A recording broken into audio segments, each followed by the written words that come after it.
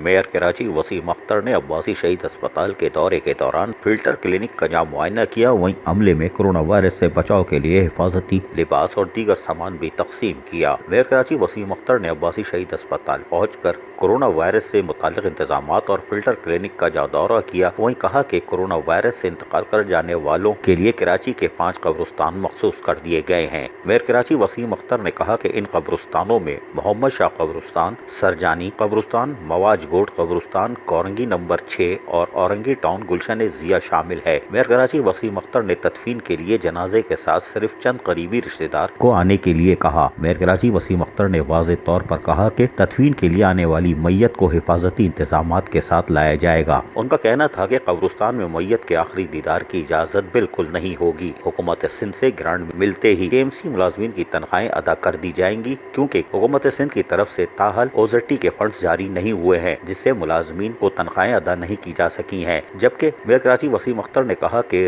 Retire मुलाजमीन की pension अदा की जा चुकी है। मेयर कराची वसीम अख्तर का मजीद कहना था कि कोरोना वायरस के हवाले से KMC के मुताल्लिका महकमे अपने फराइज बखूबी अंजाम दे रहे हैं, जबकि दीगर जरूरी महकमे, फायर ब्रिगेड, रेस्क्यू यूनिट और सिटी वार्डन्स को भी फाल रखा गया है। मेयर कराची वसीम अख्तर ने यकीनन वाज़ेह कर दिया है कि कोरोना वायरस से होने वाली हलाकतों पर शहरियों को क्या करना है। यकीनन शहरियों का भी फर्ज है कि सड़कों पे भले घूमें और फुल टाइम तफरी करें, लेकिन मैयत किस तरह होगी और नहलाएगा कौन, इसकी फिक्र जरूर करें। अजीज आरिफ, KBS बल्दियाती न्यूज़, कराची।